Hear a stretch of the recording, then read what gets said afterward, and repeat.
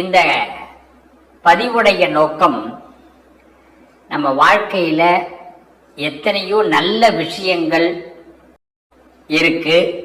அந்த நல்ல விஷயங்களை யார் தருவா அப்படின்னா காலம்தான் நமக்கு இந்த நல்ல விஷயத்தை கொடுக்கும். ஒரு டைம் தான் நமக்கு இந்த நல்ல விஷயத்தை கொடுக்குது.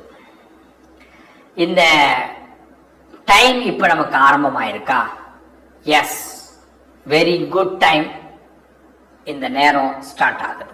காலையில பொழுது விடியுது. நம்ம ராத்திரி தூங்கும் போது பல கனவுகளோடு தூங்குவோம். இந்த வாரம் துவங்கும் போது பல கனவுகளோடு இந்த வாரத்தை துவங்குவோம். ஒரு மாதம் துவங்கும் போது பல கனவுகளோடு இந்த மாதத்தை துவங்குவோம். ஏன் பிறந்த நாள் அன்னைக்கு பார்த்தீங்கன்னா பல கனவுகளோடு நம்மளுடைய வாழ்க்கையை துவங்குவோம். ஆனா எத்தனை கனவுகள் கனவுகளாகவே போயிடுது. எத்தனை விஷயங்கள் நம்ம வாழ்க்கையில ஒரு உண்மையா நடக்க மாட்டேங்குது. அப்ப நம்ம எவ்வளவு ஃபீலிங்ல இருக்கிறோம். இதுக்கெல்லாம் காரணம் என்ன? காலம் அப்படிங்கிற ஒரு கடிகாரம் தான். கிரகங்கள் நமக்கு சாதகமா இருந்ததுன்னா அதிலும் முக்கியமா சனி பகவான் சாதகமா இருந்தாருன்னா நம்ம கிட்ட காலத்தை உணர்த்திடுவார். ஒரு ஆக்சிடென்ட் ஆக போகுது. ஆக்சிடென்ட்னா ஒரு காரும் மோதிக்கிறது, பைக்கும் காரும் மோதிக்கிறது மட்டும் இல்லை. வாழ்க்கையில எதிர்பாராத விதமாக நடக்கக்கூடிய அத்தனை சம்பவங்களும் ஆக்சிடென்ட். இதற்கு என்ன காரணம்னா நமக்கு ஒரு விஷயம் அலர்ட் கொடுப்பாங்க. ஆனா நம்ம அந்த அலாட்டை புரிஞ்சிக்க முடியாத இடத்துல இருப்போம். இந்த சனி பகவான் அந்த அலாட்டை புரிய வைப்பார். என் உறவுகளே, உங்க ஜாதகத்துல இந்த காலகட்டம் சனி பகவான் எப்படி இருக்காருங்கிற ஒரு விஷயத்த மைண்ட்ல ஃபர்ஸ்ட் ஏத்திக்கிங்க. என்னைக்குமே நம்ம வாழ்க்கையில ஒரு சின்னதா ஒரு பயம் இருக்கணும். அசால்ட்டா நம்ம சில விஷயத்த போகக்கூடாது. கவனத்தோடு தான் போகணும். இன்னைக்கு பணம் சம்பாதிக்கிறோம் எல்லாரும். ஆனா அந்த பணத்தை செலவழிக்கிறது தான் ஈஸியா இருக்கு, சம்பாதிக்கிறது ரொம்ப கஷ்டமா இருக்கு. அப்ப அந்த பணம் நமக்கு நிக்கணும், நாம நினைச்சது நடக்கணும், நம்ம கனவு கனவாகவே போயிடக்கூடாது, நிஜமாகணும்னா காலப்புருஷ தத்துவத்தை சரியாக தெரிந்து கொள்ள வேண்டும். அப்படி ஒன்ஸ் தெரிஞ்சுக்கிட்டோம் அப்படின்னா நம்ம லைஃப்ல கண்டிப்பாக ஃபெயிலியர் வராது. அதுக்கு என்ன பண்ணணும்?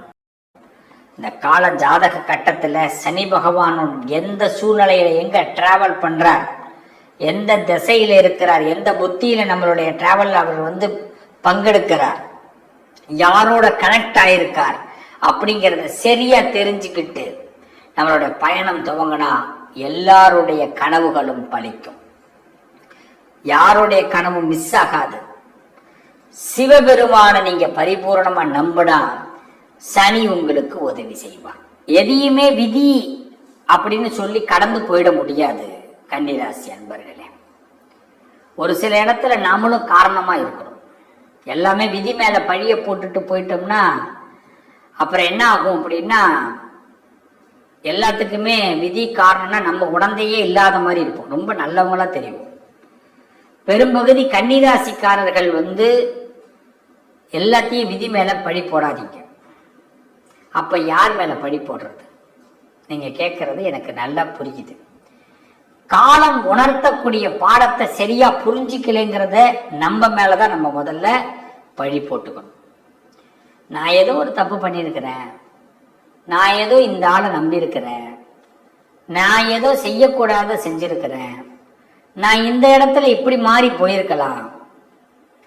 இப்படி நீங்க யோசிக்க ஆரம்பிச்சீங்கன்னா இந்த சனி பகவான் வக்கர நிவர்த்தி ஆகிறது. இதை யோசிக்க வைக்கிறதுக்காக நிவர்த்தி ஆகிறார். இப்படி ஒரு யோசனை உங்களுக்குள்ள வரும் பொழுது மிகப்பெரிய நல்ல விஷயங்கள் நடக்க போகுது. உங்க வாழ்க்கையில நீங்க எதை ரொம்ப பயப்படுறீங்களோ, எது உங்க குடும்பத்துல நடக்கவே நடக்காது, நடக்காம போயிடும் அப்படி நினைக்கிறீங்களோ அது நடக்கும். ரொம்ப பயந்து இருக்கக்கூடிய விஷயங்கள் எல்லாம் உங்களுக்கு சாதகமாக மாறும். பிரச்சனையா வரும்னு எதிர்பார்க்கிற விஷயங்கள் பிரச்சனை இல்லாம போகும். இதை இந்த சனி பகவான் இந்த நேரத்துல உங்க மன ரீதியாகவே மாத்த போறாரு.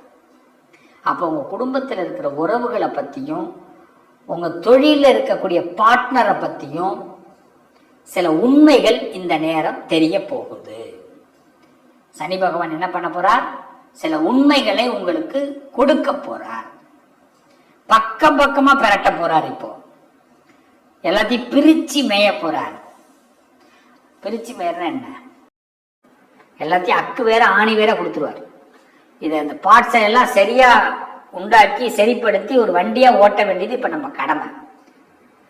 இந்த கடமையை இப்ப நீங்க சரியா செஞ்சே ஆகணும் கன்னிராசிக்காரர்களே. இதுக்கு யார் சப்போர்ட் பண்றான்னா காலம் சப்போர்ட் பண்ணும். காலம்தான் சனி பகவான். சனி பகவானுடைய நோக்கமும் அதுதான். ஏன்னா என்னுடைய பிள்ளைகள் இந்த காலகட்டத்துல ஒரு அங்கீகாரம் பெறணும், ஏமாந்துகிட்டே இருக்கக்கூடாது. எல்லாமே விதின்னு சொல்லிட்டு என் பிள்ளைங்க வருத்தப்படுறாங்க அப்படின்னு சனியும் நினைக்கிறார், இந்த மணியும் நினைக்கிறேன். ஞாபகம் நம்ம பிறப்புலையே பார்த்தீங்கன்னா ஜாதக கட்டத்துல சனி பகவான் சில இடங்கள்ல நம்மளை மாத்தி யோசிக்க, அதாவது அவர் ஹெல்ப் பண்ண முடியாத சுச்சுவேஷன்ல இருக்கலாம். அப்ப என்ன ஆகும் அப்படின்னா அந்த ஜாதகத்தை ஒன்ஸ் நம்ம சரியாவும் பார்த்துக்கிட்டு இந்த சனி வக்கர நிவர்த்தியில ஒரு புதிய திட்டத்தை போட்டுக்குங்க. என்ன திட்டம்? யாருக்கிட்ட எப்படி பழகணும், குடும்பத்தில் உள்ள உறவுகளை எப்படி புரிஞ்சுக்கணும், நாம எப்படி புரிஞ்சுக்கிறோன்றத அவன் தெரிஞ்சுக்கணும். இப்போ உங்க குடும்பத்துல உங்க ரொம்ப நெருங்கின உறவு, அவன் உங்களுக்கு ரொம்ப டேஞ்சர். அவனை நேரடியா டேஞ்சரா நீங்க பாத்திரக்கூடாது. அவனை நீங்க நம்புற மாதிரியே நடிக்கணும். இதுதான் முதல் செய்தி. எல்லா உறவுகள்கிட்டையும் நீங்க ரொம்ப பாசமாக அன்பாக எப்பயுமே இருப்பீங்க, அதுல மாற்று கருத்து இல்லை. ஆனா இது எல்லாம் நடிப்பாக முதல் ஸ்டேஜில் இருக்கணும்.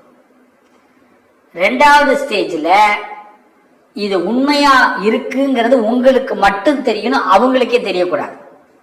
அப்பதான் நீங்க மீண்டு வரலாம். நீங்க மூணாவது ஸ்டேஜில் அதை நீங்க வெளி காட்டிட்டீங்கன்னா அவங்க உங்களை மொட்டை அடிச்சிருவாங்க, உங்களை மங்களம் பாடிடுவாங்க. அதனாலதான் நிறைய நண்பர்களால உறவுகளால கைவிடப்பட்டவர்கள்னு சொன்னா கன்னிராசியை முதல்ல காட்டுறது தான் காரணம். என்ன காரணம்னா நம்ம இந்த மூணாவது ஸ்டேஜ்ல மிஸ் ஆயிடும். அவன் நல்லவனும் கெட்டவனும் அவன் உங்க மனசுக்குள்ளே இருக்கட்டும். கெட்டவனாக இருந்தாலும் வெளிக்காட்டாதீங்க. ஏன்னா வெளிக்காட்டுறதுனால என்ன ஆகும்னா அவன் ரொம்ப கெட்டவனாயிடுவான், உங்களை இடைஞ்சல் பண்ணுவான். நிறைய இடைஞ்சல்களை நீங்க சந்திப்பீங்க. அப்புறம் எதிராளியால இந்த எதிராளிகளை வளர்த்து விட்டு வீணா போறதுலேயே கன்னிராசி முதலிடம். ஏன்னா நீங்க அவன் எதிரி, அந்த எதிரி என்ன பண்ணுவோம், ஓவராவும் நீங்க அட்டாக் பண்ணக்கூடாது, ஒதுங்கிதான் நீங்க போகணும். சார் என்கிட்ட நீதி இருக்கு சார், நியாயம் இருக்கு சார், நீங்க கோர்ட்டுக்கே போனாலும் உங்க கேஸ் மட்டும் 10 வருஷம் இழுக்கும்.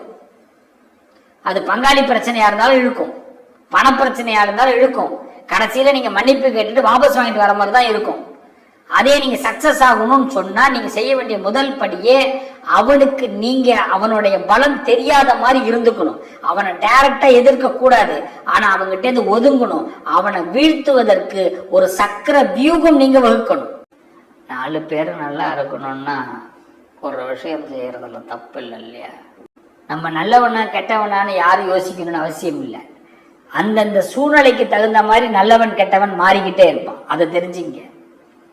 பர்மனண்டா ஒருத்தன் நல்லவனா இருக்க முடியாது, பர்மனண்டா ஒருத்தன் கெட்டவனா இருக்க முடியாது. எல்லாமே சூழ்நிலை தான். பர்மனண்டா நல்லவனா இருந்தா அவன் பேர் இழிச்ச வாயின்னு பேரு, பர்மனண்டா கெட்டவனா இருந்தா அவன் பேர் துரோகின்னு பேரு. அதனால மக்கள் பட்டம் கொடுக்கலாம் டக்குன்னு கொடுத்துடுவாங்க. இதுக்கெல்லாம் எந்த பல்கலைக்கழகமும் போக வேண்டாம். ஆமா, பட்டம்லாம் பட்டு பட்டுன்னு மக்கள் கொடுப்பாங்க. அவர் கொடுக்கறது மட்டும் இல்லாம நம்மளை அப்படியே முத்திர குத்தி ஒரு இடத்துல உட்கார வச்சிருவாங்க. உத்திர குத்தி உட்கார வச்சது யாரான்னு பார்த்தா நம்ம பக்கத்துல உள்ளவன தான் இருப்பான். அதுக்குதான் ஐயா இவ்வளவு பேசிக்கிட்டு இருக்கிறேன். இந்த சனி வக்கர நிவர்த்தி நம்மளுக்கு இதெல்லாம் புரிய வைக்கும். அப்ப இன்னிலிருந்து என்னன்னா ஸ்மார்ட் திட்டங்கள், ஸ்மார்ட் நகரங்கள்லாம் கவர்மெண்ட் உருவாக்குதே. எதுனா எப்படி ஒரே வெளியில பாத்தீங்கன்னா குப்பை கூலம் எது இருந்தாலும் வெளியில தெரியக்கூடாது. அதுக்கு பேர் தான் ஸ்மார்ட். அழகா இருக்கும். பார்த்திருக்கீங்களா? ஏதாவது ஒரு குப்பை தெரியுமா? ஒரு தெரு வந்து கவர்மெண்ட் நல்லா எடுத்திருக்கோம் அப்படின்னா அந்த தெருவில் குப்பை இருக்காது. அப்ப அதோட கழிவுகள் எங்க போகுது? அதெல்லாம் ஆராய்ச்சி பண்ணக்கூடாது. இப்ப நம்ம என்ன பண்ணணும்? நம்ம இப்போ ஸ்மார்ட்டா ஒர்க் பண்ண ஆரம்பிக்கிறோம். அதுலதான் நம்ம பலத்தை காட்ட போறோம். கன்னிராசிகள் வீழ போறதில்ல, எழப்போறீர்கள். சனி வக்கர நிவர்த்தி பல சூட்சமமான யோசனைகளை உங்களுக்கு கொடுக்க போறார். பெஸ்ட் யோசனைகளை கொடுக்கிறார். புரிஞ்சுக்கிங்க, செயல்படுத்துங்க. You are successful.